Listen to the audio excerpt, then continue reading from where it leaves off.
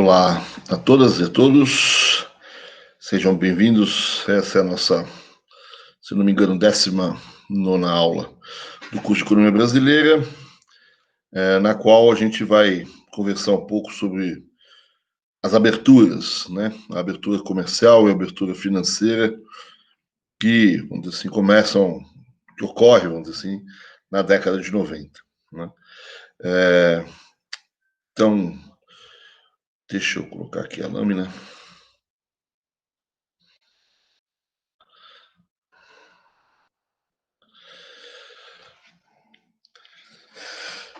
Então, essa aula completa aí, uma sequência aí de outras. Vem depois de duas outras aulas, onde a gente está pegando modificações institucionais de porte nesse fim do século XIX, do século XX, perdão. Começamos pela Constituição, na aula 17. Na aula passada a gente falou sobre o processo de privatização e hoje a gente está conversando um pouco sobre, então, as aberturas, né? Tanto a abertura comercial como a abertura financeira, que são duas coisas um pouco diferentes. A gente viu também que a Constituição talvez seja, nessas reformas, um capítulo diferente, mas a privatização e as aberturas, elas vêm, vamos dizer assim, dentro de um conjunto de reformas que na América Latina, em particular no Brasil, ocorre na década de 90, que são as chamadas reformas liberais, né? Essa ideia, mas esse crescimento, vamos dizer assim, das ideias liberais, elas vêm um pouco depois da crise da dívida da década de 80, né? Com a crise da dívida da década de 80, as políticas de desenvolvimento produtivo, as PDPs, né, as políticas industriais, as políticas clássicas do desenvolvimentismo brasileiro voltam a ser criticados. Elas já tinham sofrido uma certa crítica nos anos 60.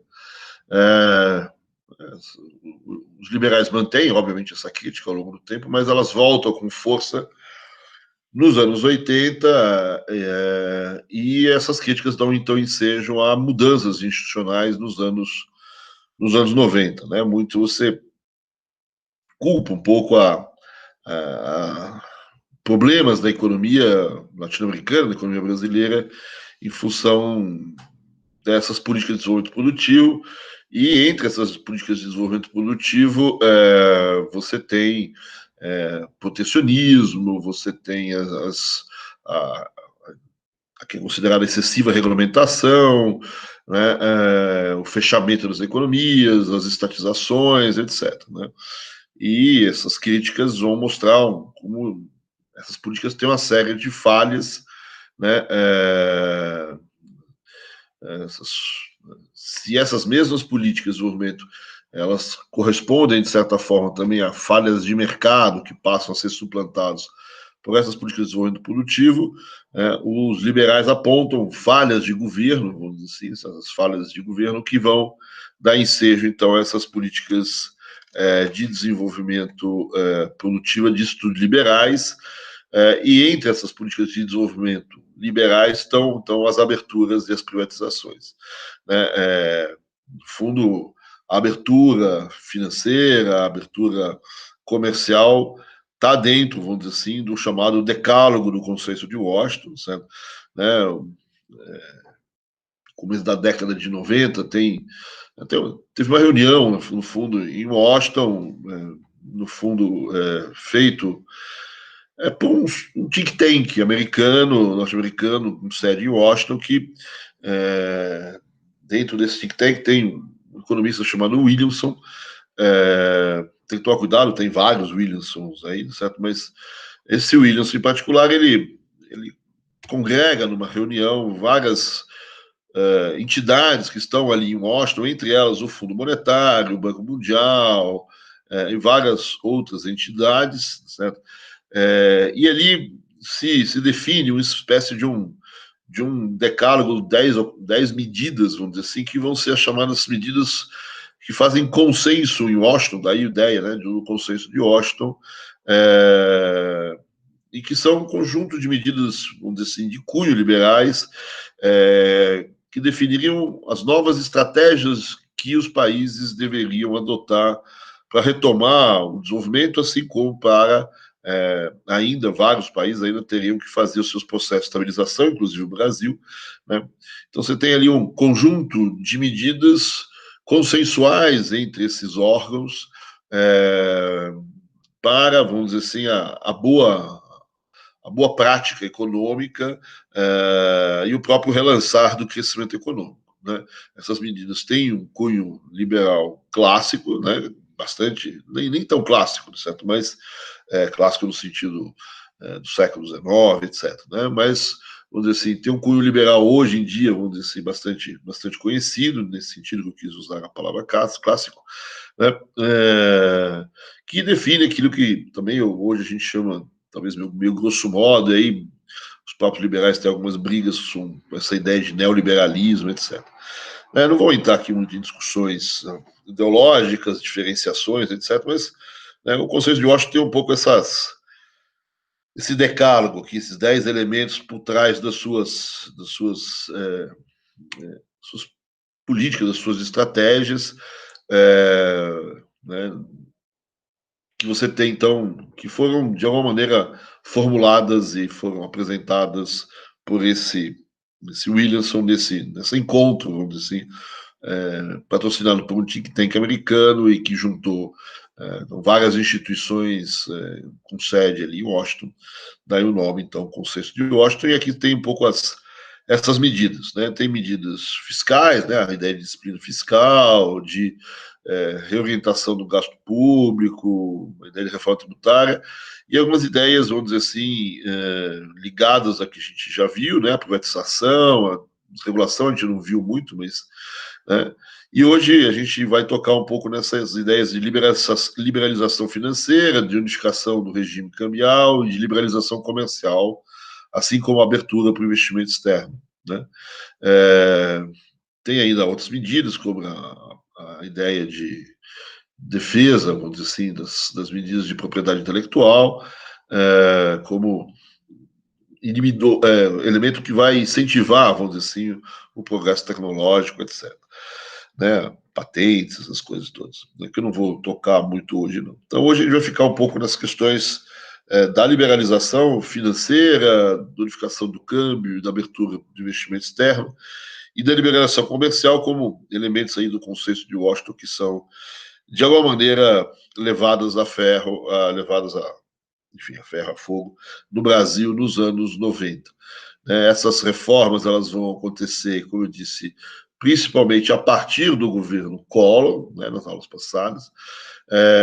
O governo Collor, ele põe em cena, vamos dizer assim, logo de cara, no próprio plano Collor, a abertura comercial, ele anuncia essa abertura comercial no seu plano, e logo em seguida, alguns meses depois, você tem todo o cronograma, vamos dizer assim, de rebaixamento das tarifas, como a gente vai ver, né? Isso, enfim, vai acontecer, essa liberalização comercial vai acontecer durante o próprio governo Collor e Itamar, vamos dizer assim, né? E se encerra, vamos dizer assim, essa abertura, esse processo de abertura comercial se encerra mais ou menos no início do governo Fernando Henrique, né? E aí ele mantém, tem uma volta atrás um pouquinho, mas enfim, ele mantém grosso modo a abertura. A abertura financeira, ela também se inicia no governo Collor, mas posterior ao plano Collor, na verdade posterior até o plano Collor 2, essa abertura financeira vai se dar principalmente na gestão do Marcílio Marques Moreira, portanto com, vamos dizer assim, uma certa distância, mas bem pequena em relação à liberalização comercial, mas não vem as duas em conjunto, né? Primeiro a comercial, depois a financeira, como, de certa forma, pregavam, vamos dizer assim, os manuais de como fazer essas medidas aí do Conselho de Washington, né? Eles pregam que você não faça a liberalização financeira e a liberalização comercial ao mesmo tempo, né? A gente vai ver, a liberalização comercial, ela provoca uma pressão sobre o setor produtivo nacional na medida em que você retira as proteções tarifárias para as importações, portanto, né, se expõe o produtor nacional à concorrência. E a liberalização financeira, ele pode acentuar essa concorrência na medida em que a abertura financeira pode, normalmente acontece, isso aconteceu no Brasil, fazer a entrada de capitais no país. Na verdade, um dos motivos pelo qual se faz a liberalização é justamente aumentar o aporte de capital para dentro do país, e esse aumento do aporte de capital no país pode pressionar o câmbio, também no sentido de expor, vamos dizer assim, os produtores nacionais a uma concorrência mais forte. Né? O câmbio, nesse momento, ele se valoriza com essa entrada de capitais, né?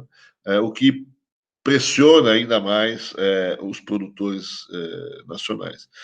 Então, a não ser que você queira esse efeito de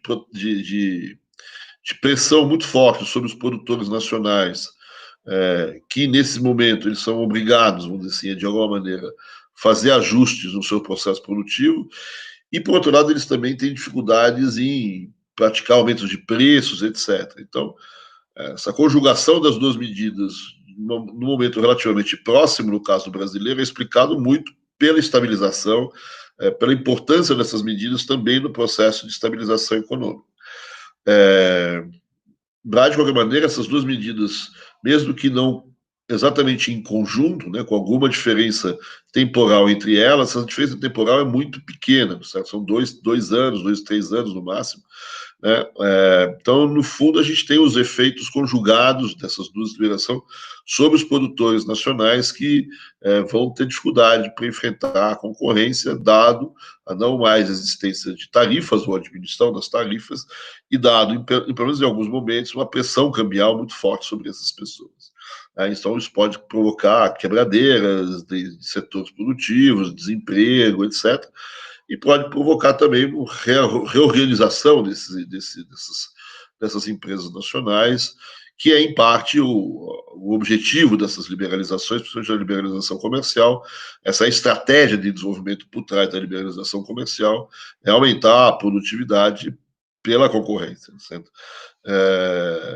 Então, vamos um pouco a esses dois elementos, que, como eu disse, então, eles se iniciam não exatamente em conjunto, mas tem o seu chute, vamos dizer assim, com o seu chute inicial com o governo, no governo Collor.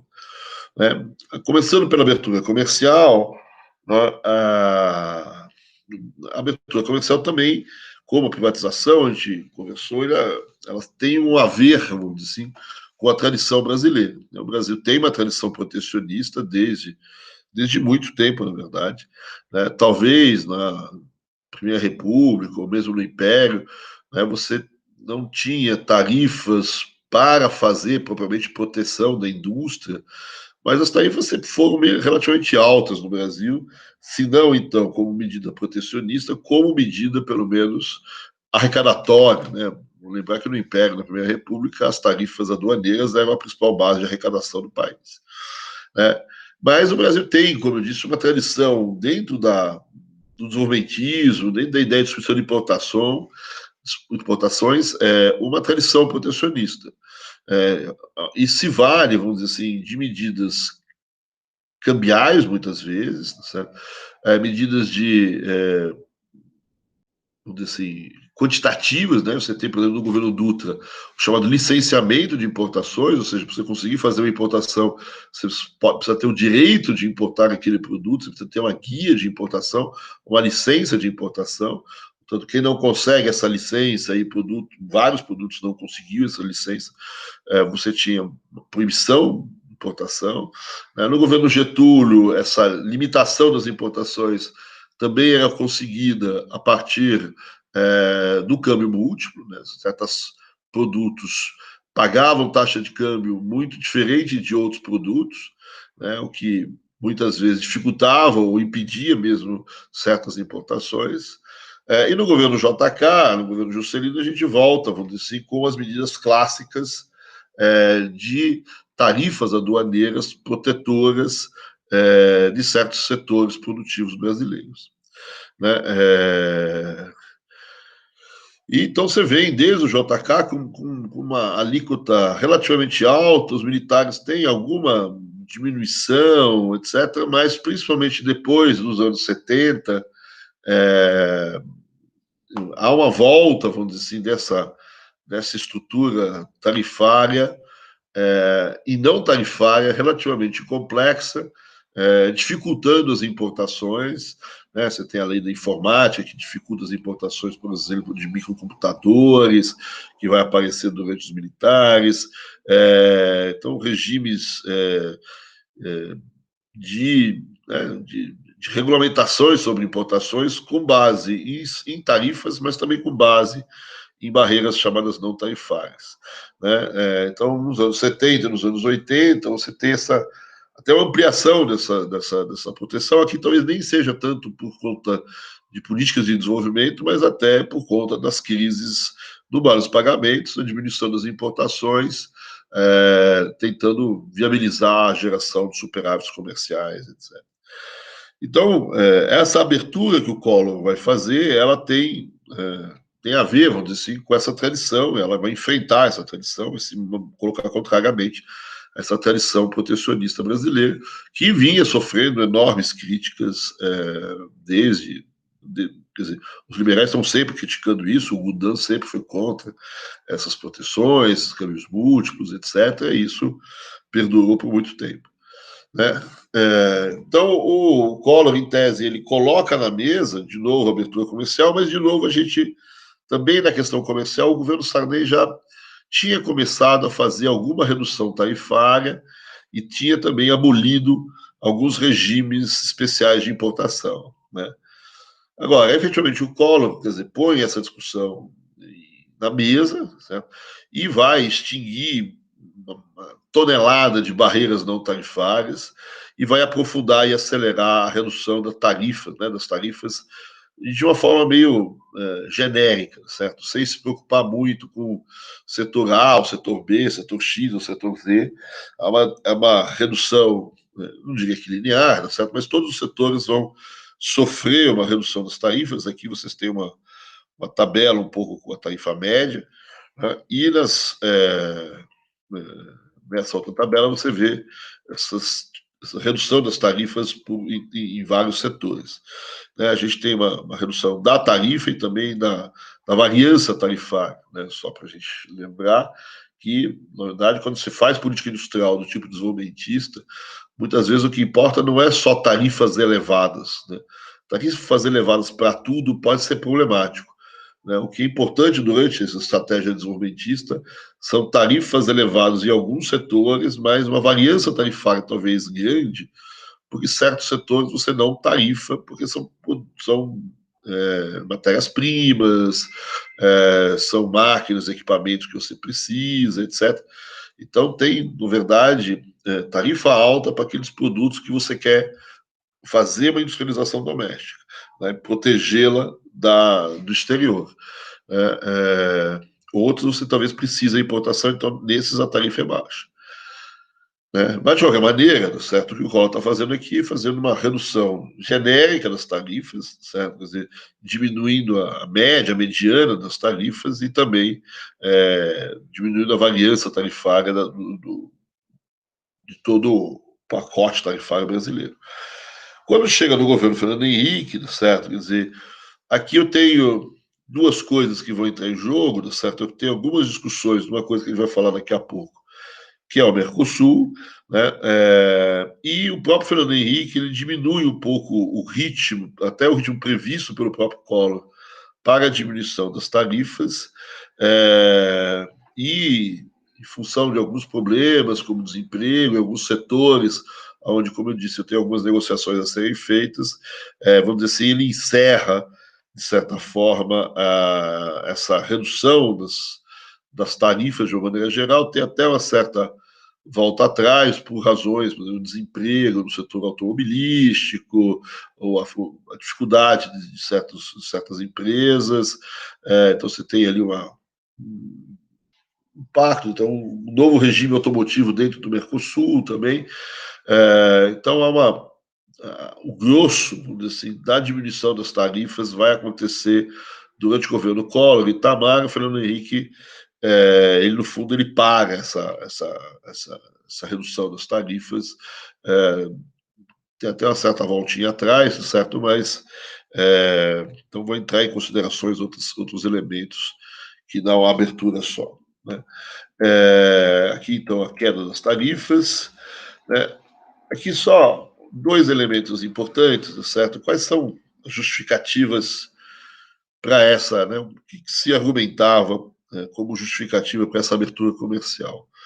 Você tem duas justificativas básicas, da abertura comercial por ela, certo? Quer dizer, é sempre bom lembrar que uma outra questão importante era que a abertura comercial é um elemento importante também nos processos de estabilização econômica, né? Então, não é à toa que essa abertura está no plano Collor, e essa abertura, apesar de ter sido revista pelo Fernando Henrique, né, ela não há uma volta atrás completa, certo? Não é uma recuperação das tarifas, né? É uma parada, porque a abertura vai ser importante para o sucesso do Plano Real também, como a gente vai ver nas próximas aulas. Então, fora essa relação entre abertura comercial e estabilização, certo? Quer dizer, você tem dois elementos básicos para defender, vamos dizer assim, a abertura comercial. Um é aquilo que a gente chama de eficiência locativa clássica, certo? Quer dizer, é uma questão de bem-estar dos consumidores, certo? Dos consumidores, enfim, dos utilizadores de produtos, né? Pode ser consumidor direto, como consumidor indireto, né? Porque até então você tem uma série de produtos que são completamente inacessíveis, ou o acesso é muito difícil, pelas tarifas, pelas proibições, etc. Então você tem bens que os brasileiros nunca tinham visto, né, até então, ou que tinham muita dificuldade de ter produtos tecnologicamente mais modernos, etc. Né? Então, a área de informática, a área de TI é um exemplo clássico, mas tem exemplos mais comezinhos, certo? Eu costumo sempre dizer que os casais, os pais frescos, vamos dizer assim, ali na época do Collor, tá certo? Eles costumam agradecer muito ao Collor, tá certo? Pela abertura, porque a abertura, por exemplo, propiciou uma maior facilidade do ingresso das famosas fraldas descartáveis, né? O que era muito bem visto pelos casais com filhos recentes naquele momento, certo? Enfim, então é só um singelo exemplo aí do impacto positivo da abertura sobre o consumo das pessoas. Então você tem desde bens, carros, automóveis que eu nunca tinha acesso, né? Fraldas, bens de TI.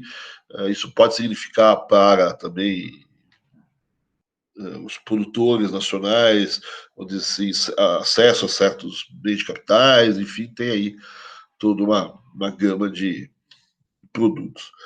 E o segundo elemento, certo, é a questão da abertura ligado à estratégia de desenvolvimento, no sentido de que a abertura ela provoca, assim, ela põe em xeque os produtores nacionais. É uma espécie de um choque de competitividade sobre os produtores nacionais que deixam de estar protegidos por essas tarifas ou essas regras proibitivas em relação às importações.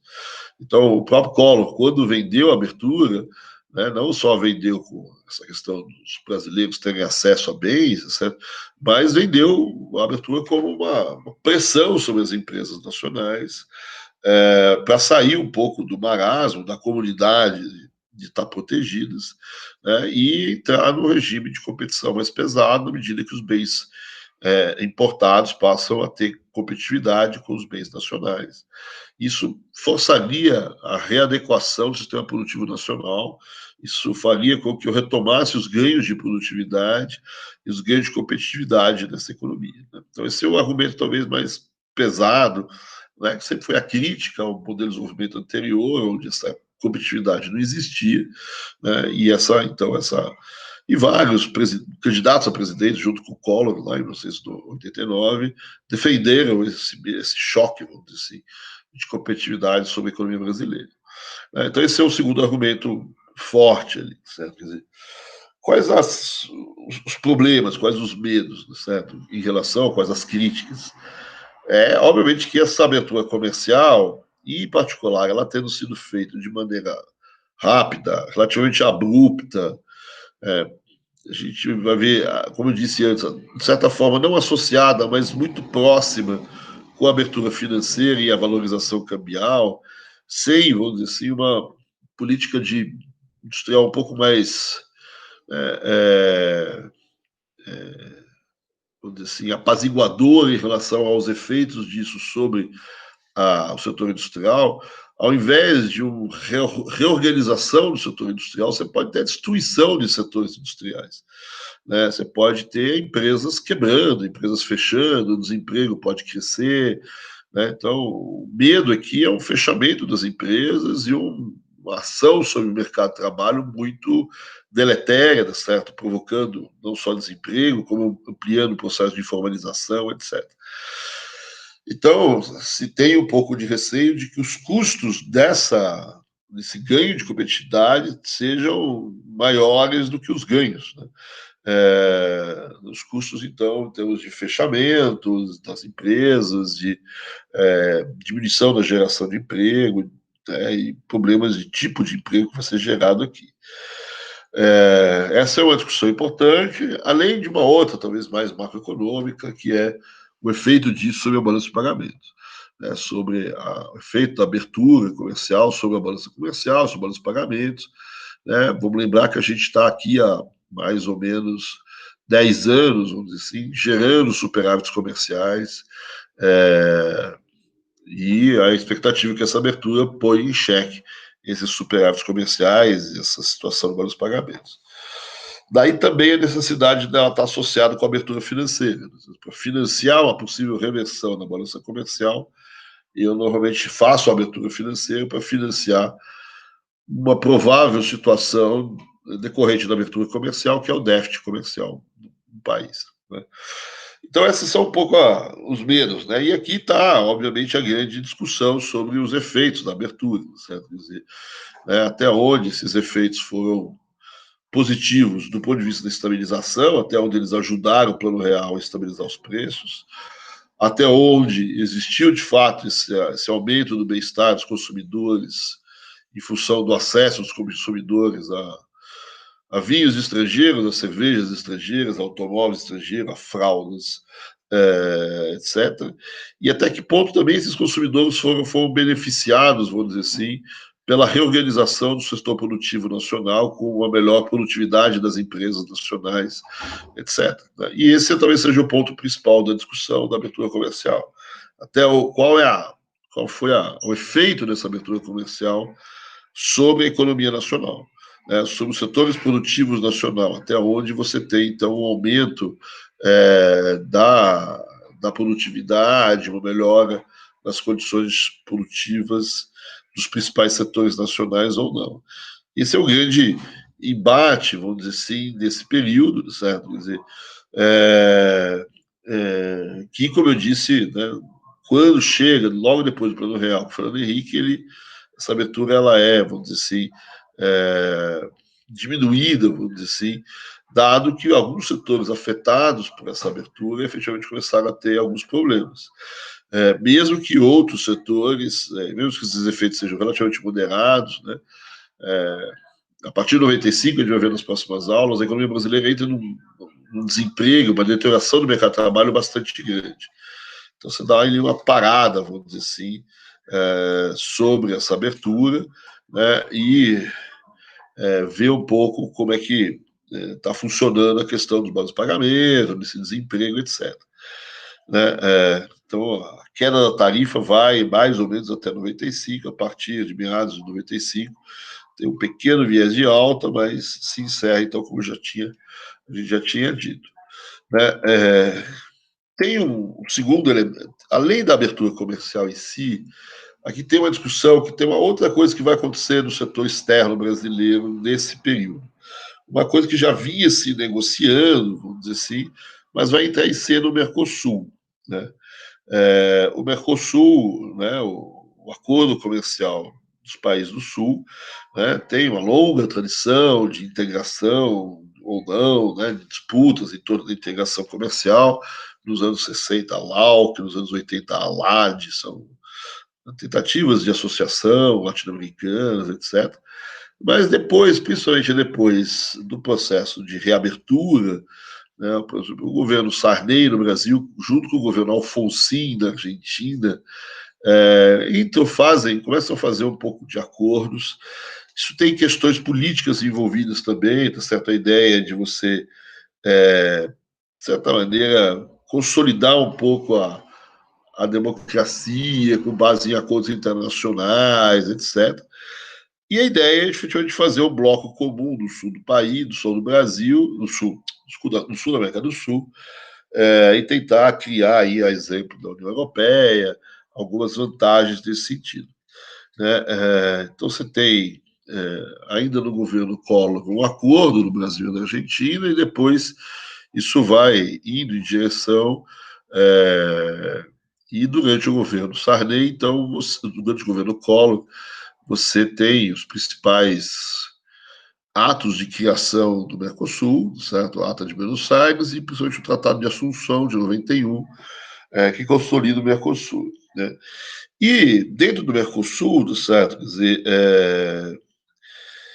existe obviamente que a questão do Mercosul é até onde vai esse processo de integração. Então, se eu pegar, por exemplo, um autor famoso, que é o chamado Bela Balassa, né, que é um teórico conhecido sobre esse processo de integração, comércio internacional, etc., ele diz que os processos de integração eles podem ter 5 caras, certo? Quer dizer, ou eles podem ser uma simples zona de livre comércio, pode ser uma união aduaneira, pode ser um mercado comum, ou pode ser uma união econômica, ou pode ser uma integração total.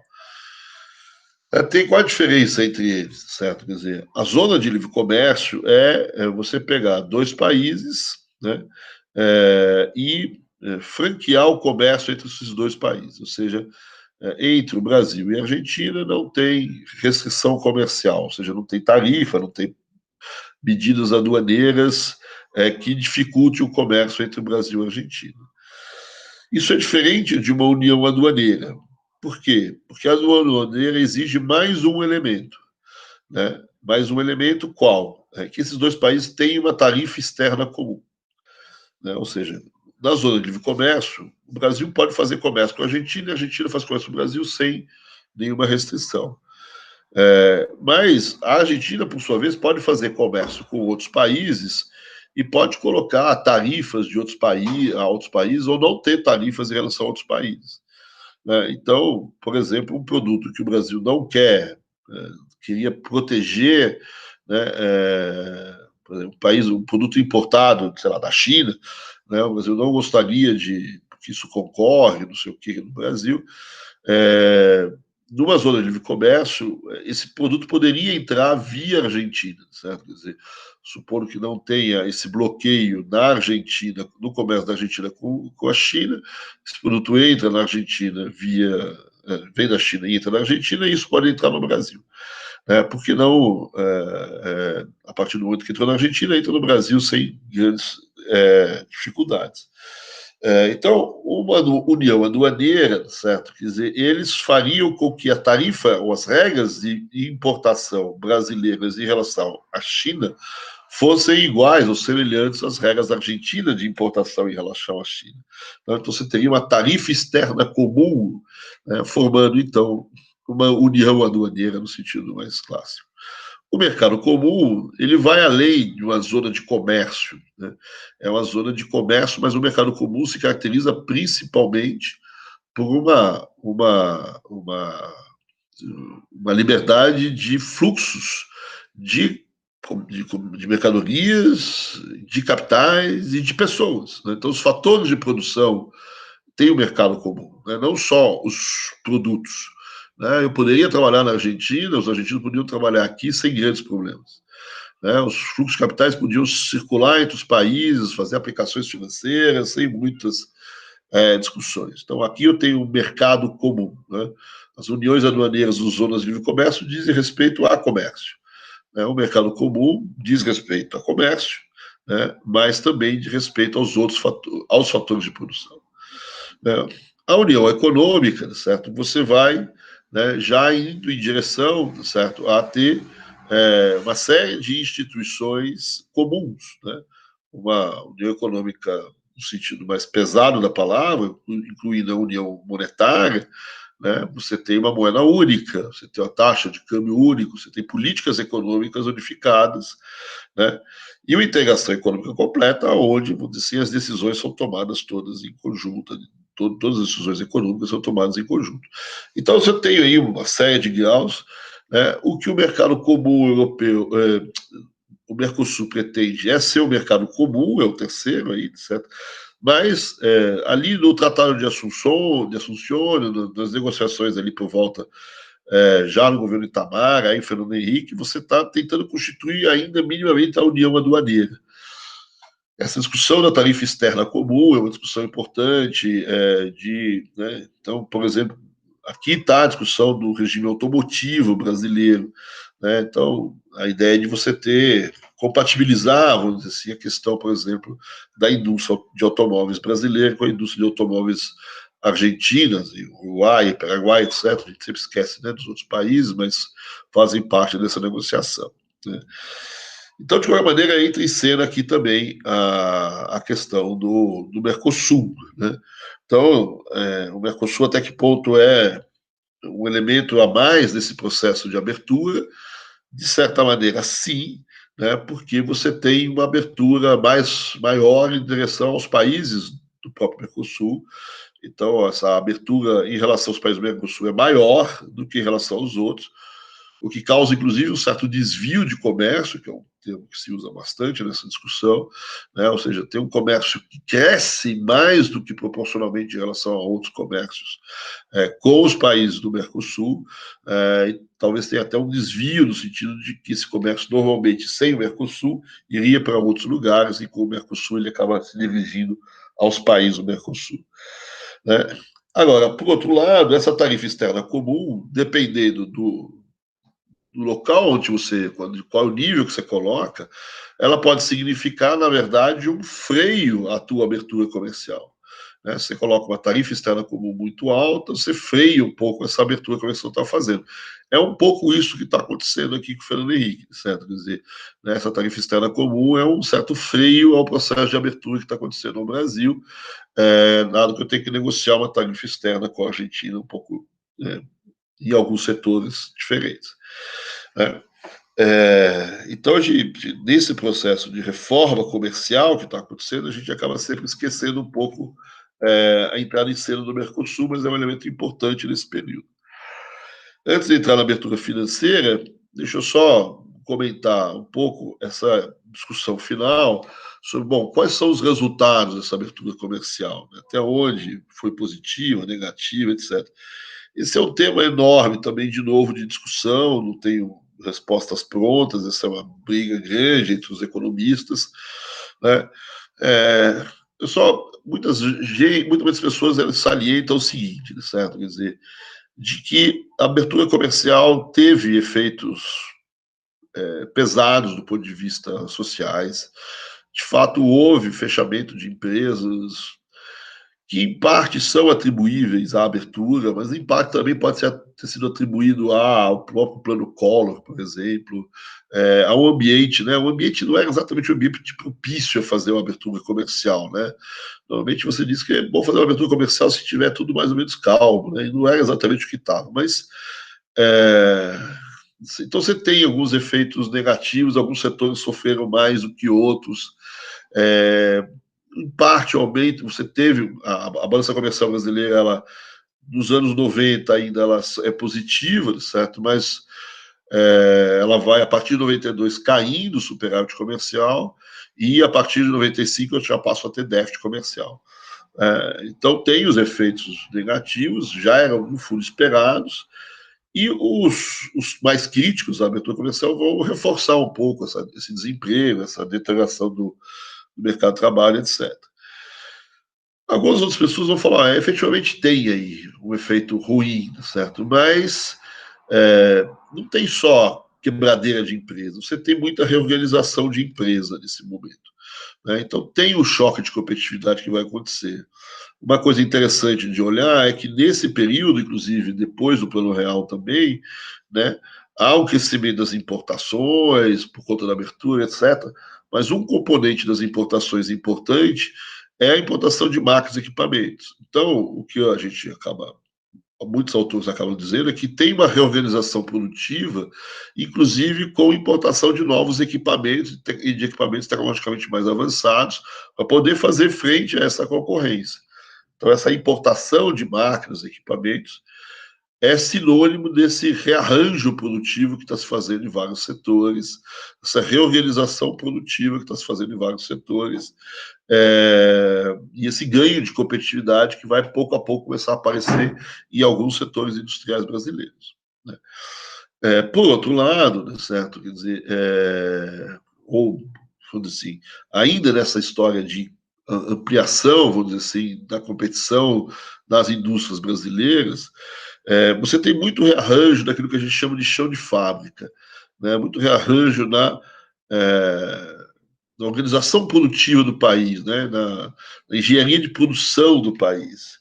Né? Você vê as fábricas, etc., elas não só vão importar novas máquinas, novos equipamentos, né? Mas elas vão se reorganizar um pouco, reorganizar o processo produtivo, eliminando gorduras, eliminando supérfluos, reorganizando gestões de pessoas, gestões de estoque, inclusive gestões de espaço físico nas empresas, enfim, tem um rearranjo do processo produtivo bastante forte, né? A engenharia de produção brasileira vai entrar em cena e vai ter um certo sucesso, né? Agora, obviamente que esse rearranjo produtivo, isso significa, no fundo, em boa parte, aumento da produtividade, mas com base em certos cortes de pessoal, etc. Então, tem um efeito negativo, obviamente. Então, muitos autores vão dizer que o Brasil a indústria brasileira, ela tem um gráfico meio, parece um sorriso, certo? Quer dizer, ou seja, tem um início onde as indústrias passam a ter problemas, várias quebram, desempregam, têm dificuldade de enfrentar a concorrência, mas com o tempo elas vão ganhando um pouco de produtividade, principalmente em função desses dois elementos, né? Uma nova tecnologia que vem principalmente da importação de máquinas e equipamentos, e, por outro lado, o ganho de produtividade que pode vir dessa reorganização, dessa reengenharia do processo produtivo no Brasil. Né? Alguns vão dizer que esse sorriso ele é meio torto, né? Esse lado do crescimento, né? Então você tem a queda, o lado do crescimento ele deixa um pouco a desejar. Por quê? Porque você esperava que esse choque de competitividade ele viesse, sim, por esses dois elementos, esse rearranjo produtivo, essas importações de máquinas, equipamentos, mas que ele também viesse por inovações, né? Inovações tecnológicas, não só importação de máquinas e equipamentos, mas desenvolvimento do mercado de bens de capitais dentro do próprio país, de bens de capitais isso dentro do próprio país, ou seja, um processo de inovação produtiva mais forte dentro do Brasil, que talvez não tenha ocorrido. Né? Tem alguma inovação de processo, né? Mas tem pouca inovação de produto, tem pouca inovação no sentido de bens de capitais, etc. Então tem aí um lado meio faltante nesses ganhos de competitividade que a indústria brasileira teve.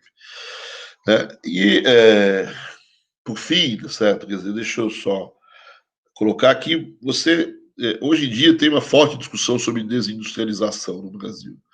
Né?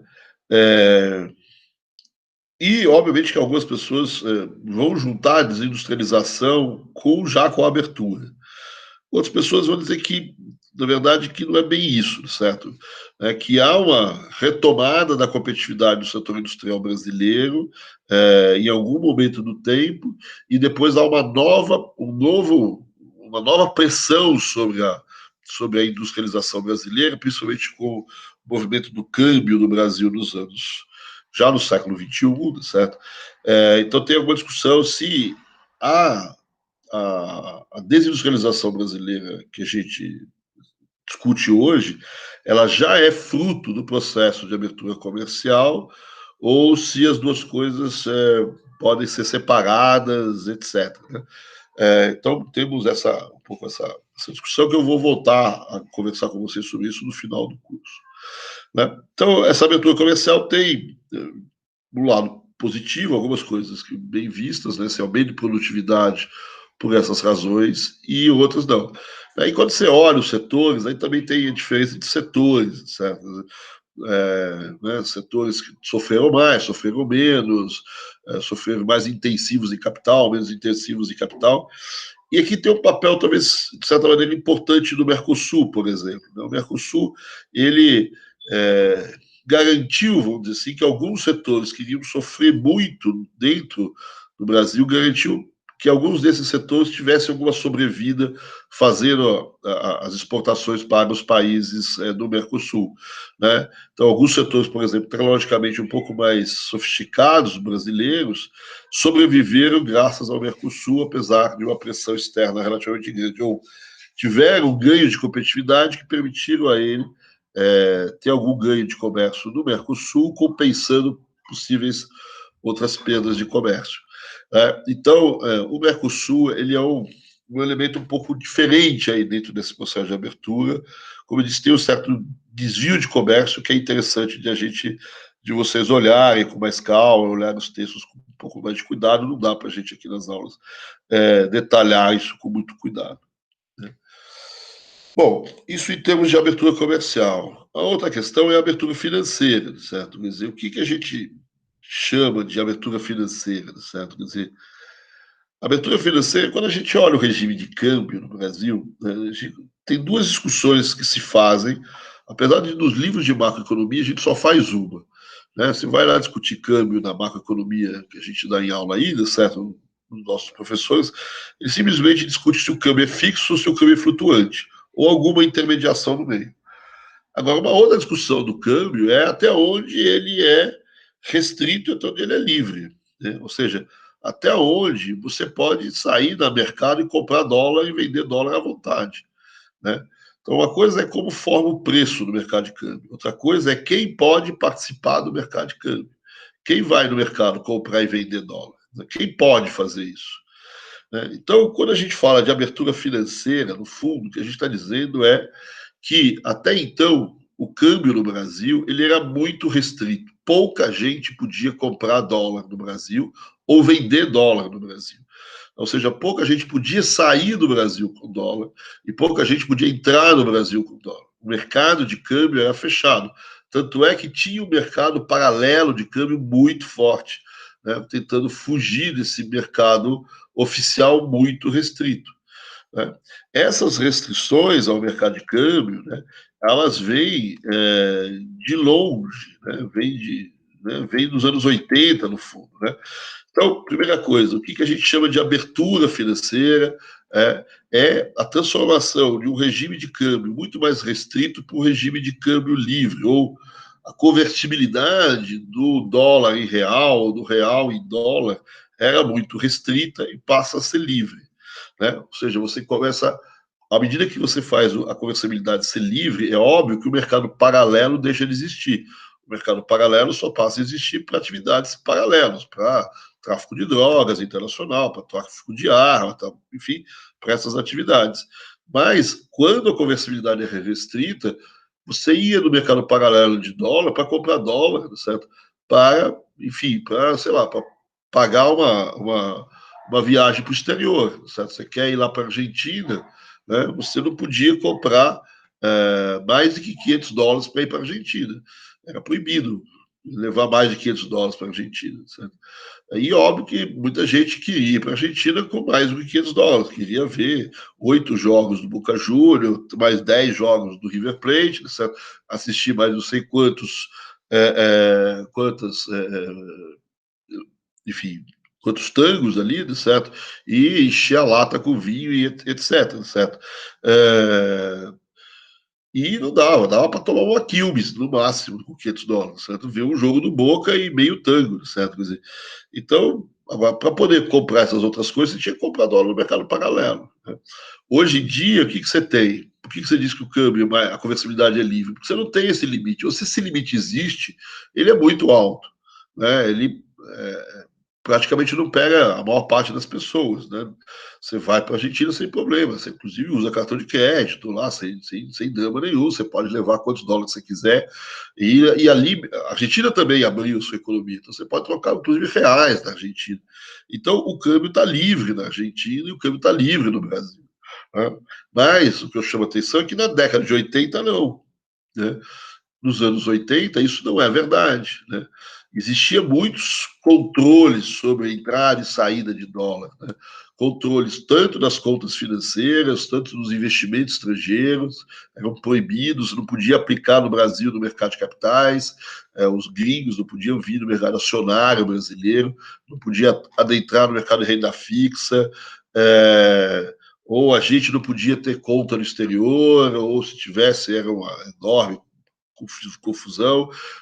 As empresas nacionais não podiam lançar ações no mercado estrangeiro. Então você tinha controles na entrada, na saída de dólares, né? As remessas de lucros eram dificultadas. Enfim, você tem várias formas de controlar, né? Desculpa aqui, ó. Ficou ruim aqui o slide aqui, tá certo? Mas você tem várias formas de controlar isso. Essas formas de controle podem ser simplesmente medidas do governo, é proibido, ponto, ou pode ser, por exemplo, um IOF enorme. Você mete 20% de IOF sobre uma determinada operação de empréstimo, aquela operação virou inviável, certo? Você proibiu aquele tipo de acesso ao capital externo. Você não vai fazer mais aquele empréstimo, você não vai pagar 20% de IOF naquela operação de crédito internacional. Então, você tem vários tipos de controle sobre fluxos. Né? Podem ser, então, controles quantitativos, pode ser controles com impostos, tem as famosas quarentenas, que a gente chama. Então, o dinheiro pode entrar no Brasil? Pode. Né? Não tem problema. Mas vai ficar parado uma semana. Então, ele entra no Brasil, fica quietinho uma semana lá no Banco Central, depois ele opera. Ou seja, ele perdeu 7 dias, ou sei lá, uma semana de aplicação. Então, isso é um custo para ele que eu não sei se ele vai pagar. Aquelas pessoas que fazem operação day trade, certo, não vão fazer. Porque não tem mais day trade, é semana trade, certo? Você vai e entra, fica uma semana parado, faz a operação, você quer sair, tem que ficar mais uma outra semana parado. Né? Então, esse tipo de controle era muito frequente, por exemplo, no Chile. O Chile é clássico esse controle de quarentenas. No período mais recente, a Colômbia voltou com esse tipo de controle, né? Chamadas quarentenas, certo? Né? Então, parece controle de pandemia. Você põe lá o dinheiro para ficar parado lá um tempo para ver se livra do vírus. Né? Então, você tem esses vários tipos de controles de fluxos que são aplicados sobre vários tipos de operações, e a gente teve isso muito forte nos anos 80. Os controles foram muito fortes, muito em função da própria crise de pagamentos que o Brasil teve. O Brasil tinha pouco dólar e não deixava o dólar embora, certo? Então, era principalmente controles de saída, né, de não permitir as pessoas, desde as empresas, pessoas físicas, a acessar o dólar. Por isso que aparece o mercado paralelo. Né? Agora, ao mesmo tempo, também tem limites à entrada. Né? Como eu disse, era proibido várias aplicações financeiras no Brasil, etc. Então, a abertura financeira, certo, que também começa pouco a pouco na década de 80, mas se acelera no governo Collor, certo, principalmente na gestão Marcílio, certo, quer dizer, faz a liberalização cambial, certo? Quer dizer, amplia essa conversibilidade, essa facilidade de trocar real por dólar para qualquer coisa. Né? À medida que você vai facilitando isso, você vai unificando o mercado de câmbio. Né? No lugar de ter o mercado oficial e o mercado paralelo, você passa a ter o mercado só. Né? Então, esse tipo de operação, certo? Ela é muito peraí que tá aqui, tô com um probleminha aqui.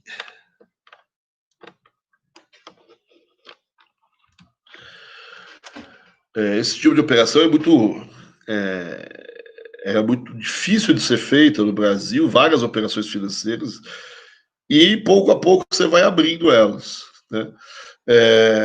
E à medida que você vai abrindo, então essas diferenças entre os mercados, certo? Quer dizer, o mercado oficial e o mercado paralelo vai deixando de existir. e isso vai flexibilizando a saída de recursos. Então, como eu disse, hoje você pode ir para a Argentina, etc. Antigamente, por exemplo, quando vocês jovens iam fazer curso no exterior, eu me lembro bem, minha irmã foi fazer curso no exterior nessa época e meu pai podia mandar para ela $300 por mês, no máximo. Era o máximo que ela podia mandar para fora, certo? Quer dizer, e com $300 não dava, obviamente, para ela sobreviver na Europa com $300. Né? Então, isso também foi flexibilizado. Né? Hoje, de novo, você tem cartões de crédito internacionais, você tem, pessoalmente, uma facilidade maior, você pode ter, inclusive, conta no exterior, você precisa declarar, né? O problema às vezes, de alguns deputados que são pegos com conta no exterior não é pelo fato dele ter conta no exterior, é pelo fato dele não ter declarado ao fisco, né? Não ter declarado à Receita. Tá? Então, o que vai acontecendo, certo? É que você vai ampliando esses limites de aquisição de divisas, de fazer operações, você vai permitindo as pessoas a manter divisas, a manter conta no exterior, etc. Uma coisa que o Brasil não fez, né, mas a Argentina, por exemplo, fez, é permitir que no país você tenha conta em dólar. Então, o Brasil não foi até tão longe na abertura financeira, ou seja, de permitir manter conta em moeda estrangeira dentro do território nacional, mas não impede que eu tenha conta no exterior, nos bancos do exterior. Né? Então, mas isso também era, né, não era permitido você ter divisas, ter ativos em moeda externa, ou era difícil ter, certo? Então, vai também diminuindo as dificuldades de transferências e de investimentos no exterior. Então, hoje, uma empresa brasileira pode lançar ações do mercado de ações de Nova York, são as ADRs, né, que não era possível. Assim como hoje, talvez essa seja a principal medida da abertura financeira brasileira, né, pelo chamado anexo 4 da resolução 1289, certo? Quer dizer, é a permissão para os investidores estrangeiros acessarem o mercado acionário e o mercado de renda fixa no Brasil. Então, essa resolução 1832, certo? Quer dizer, talvez o principal marco, vamos dizer assim, da abertura financeira no sentido da entrada de dinheiro para o Brasil. É liberar o mercado acionário e o mercado de renda fixa no Brasil aos aplicadores externos. Sem essa regra, ficaria difícil, por exemplo, a própria privatização no Brasil, tá?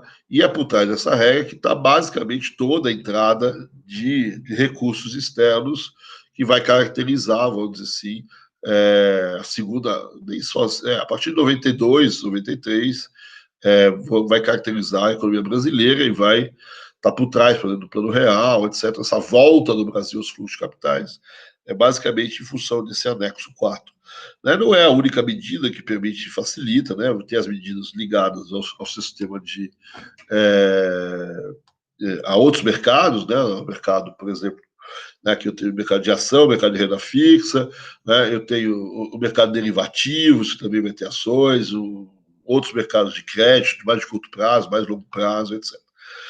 Né, então, essa é a abertura financeira que vai acontecer na economia brasileira, certo? Quer dizer, e e por que você faz isso, e qual, de novo, o lado negativo e qual o lado positivo? Vou colocar aqui tudo um pouco. Né?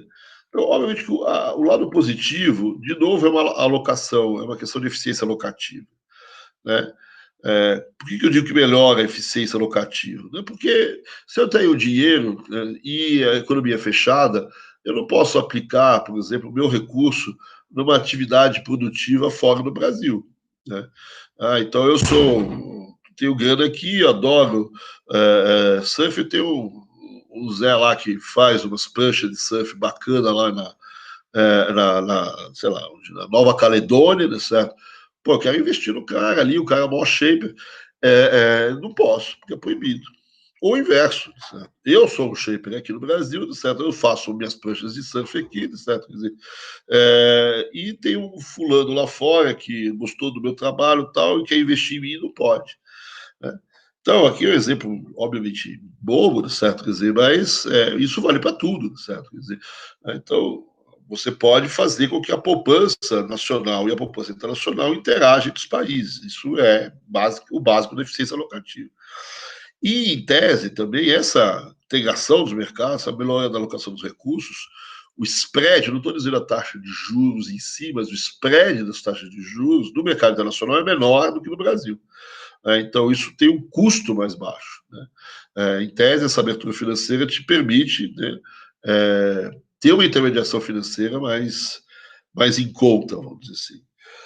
O lado negativo seja bem-vindo ao mundo, certo? Ao mundo cruel, certo? Quer dizer, porque esse mundo financeiro internacional é o mundo, certo? Quer dizer, não é um mundo para qualquer um, certo? Quer dizer, então você tem o risco dessas atividades, as oscilações, a instabilidade, as crises lá fora, certo? Então, famosa brincadeira, certo? Não sei quem espirrou lá na Rússia, certo? Quer dizer, e de repente o Brasil está em coma, certo? Quer dizer, então você é vulnerável à crise dos outros países, certo? Tem o chamado efeito dominó, então o Brasil não tem nada a ver com o país que está em crise, mas alguns aplicadores que aplicam no Brasil também aplicam lá naquele outro país. Aquele outro país quebrou, ele vai reorganizar o portfólio dele, provavelmente o Brasil pode sofrer essa reorganização.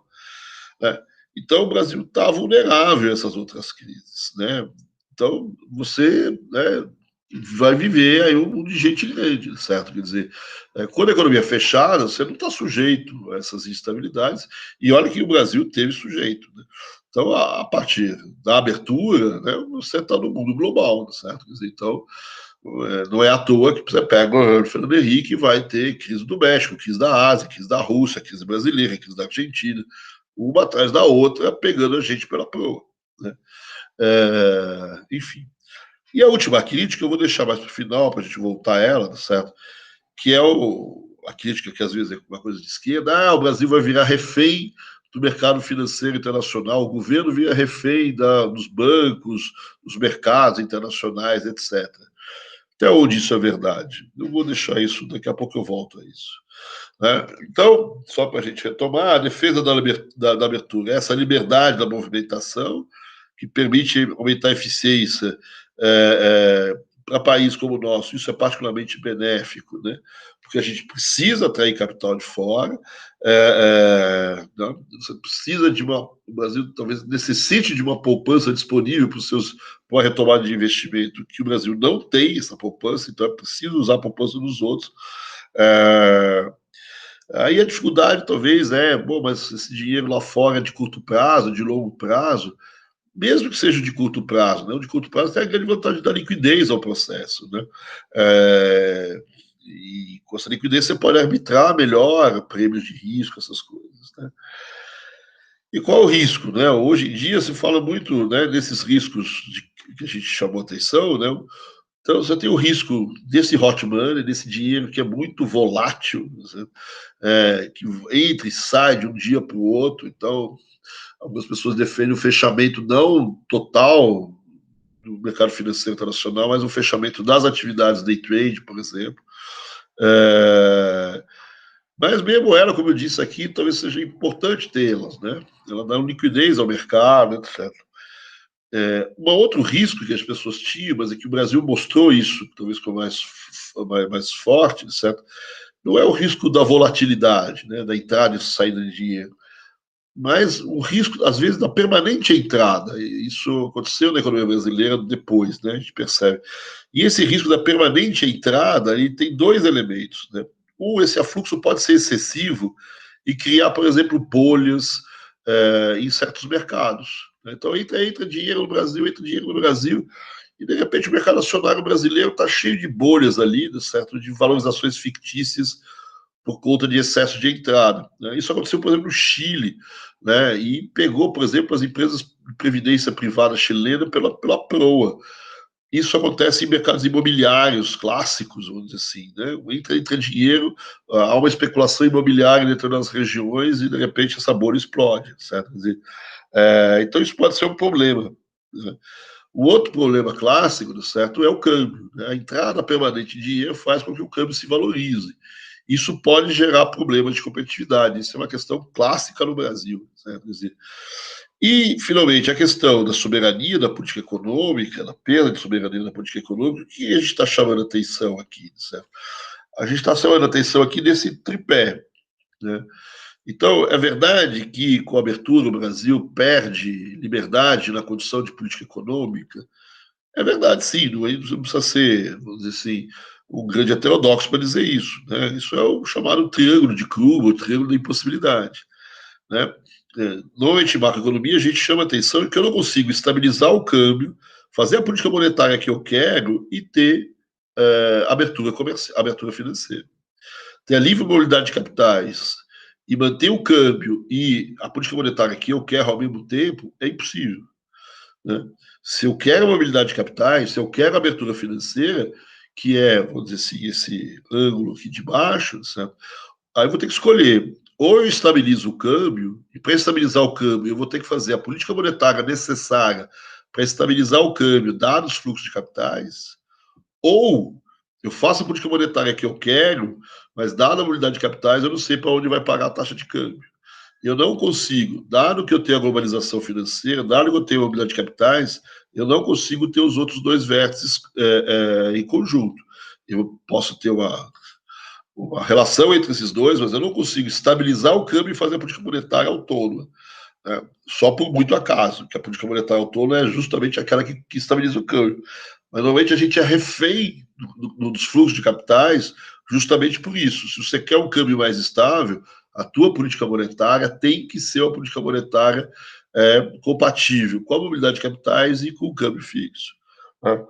Ah, tudo bem, eu não preciso, mas eu quero essa política monetária, eu quero baixar a taxa de juros. Tudo bem, então baixa as taxas de juros, né? O câmbio vai se movimentar, o capital vai se movimentar, né? E a taxa de câmbio vai para algum lugar, certo? É o lugar que você quer? Não. Então, você é refém dos mercados. Você vai ter que rever a sua política monetária se você não quiser aquela taxa de câmbio. Então, nesse sentido, né, é que é verdade, certo? Quer dizer, quando eu tinha uma economia fechada, né, a mobilidade de capital não existia, a possibilidade de eu ter estabilidade no câmbio e fazer uma política monetária do jeito que eu queria era maior, né? Com a abertura, essa dupla ela é condicionada, não é impossível, mas eu perco muitos graus de liberdade na condição da política econômica. É isso que a gente está chamando atenção, né? Então, esse é um dos problemas, certo? Quer dizer, você tem, de um lado, acesso à poupança internacional, a poupança internacional, que normalmente talvez seja mais barata, não seja muito tão cara assim, certo? Quer dizer, mas você está associado, você está exposto a riscos, a incertezas, e você perde alguns graus de liberdade na condução da política econômica, né? Esses são os teus prós e contras, né? A abertura, de fato, então, acontece no Brasil a partir de 92, né, principalmente com o Marcílio, exatamente no mesmo momento que eu tive a renegociação da dívida externa. Nesse momento, o Marcílio escolhe a política monetária, certo? Para tentar estabilizar a taxa de câmbio, mas para isso ele vai ter que subir as taxas de juros, né? Então, vai subir as taxas de juros para tentar estabilizar um pouco a taxa de câmbio, né? E as reservas aqui vão começar a fluir para dentro do país, né? Vai ter a possibilidade de financiamento externo, então aqui você vê, né, as barrinhas vermelhas, o Brasil voltando a ter saldo positivo na conta de capital, né? E aqui as reservas brasileiras, a partir de 92, começando a voltar a crescer no Brasil também, né? Essa abertura, ela vai ter lá, no início, é uma abertura onde entra muito mais capital de curto prazo, depois entra mais o IED, os investimentos estrangeiros diretos vão entrar mais para o final, mas eles vão crescer pouco a pouco, né? Mas eles vão crescer continuamente, esses investimentos estrangeiros diretos. Dentro desse crescimento da entrada de capitais, você vai ter também, por exemplo, a entrada em cena das privatizações, que vai ajudar nessa entrada de capitais, né, principalmente a partir de 94, não está no gráfico aqui. Mas, enfim, essa abertura financeira ela tem como consequência esse ingresso, vamos dizer assim, no início dos capitais no Brasil, no início o ingresso mais de curto prazo, depois uma estabilidade maior dos capitais que vão ingressar. É óbvio que não está aqui, certo? Mas com o tempo vai ampliar a saída de dinheiro, certo? Também, né? Pagamentos de juros, pagamentos de dividendos, isso tudo vai aumentar também, né? Mas, né, juntando aqui abertura comercial com abertura financeira, passo a ter, vamos dizer assim, um balanço de pagamentos aberto, né, um balanço de pagamentos mais flexível, sem tantas limitações às importações e nem às entradas e saídas de capitais. E essa é uma mudança importante, né? E na próxima aula a gente começa a ver o plano real. Eu diria que a abertura, ou as aberturas, elas são importantes por si, né? Pelo choque de competitividade, pela questão da eficiência locativa, mas elas foram extremamente importantes para viabilizar também os planos de estabilização, na verdade, o plano de estabilização, o plano real. Dificilmente os planos de estabilização, o plano real teria tido sucesso sem essa situação, vamos dizer assim, na balança do balanço de pagamentos brasileiro. Mas isso, como eu disse, a gente vê na próxima aula, na próxima sessão, e eu aqui espero que essa aula tenha sido de agrado de vocês, certo? Qualquer coisa vocês me avisam nas próximas aulas para a gente conversar um pouco sobre alguns temas que ficaram a desejar aqui na aula de hoje. Tá? Mas um abraço a todos e fiquem todos bem. Até a próxima aula.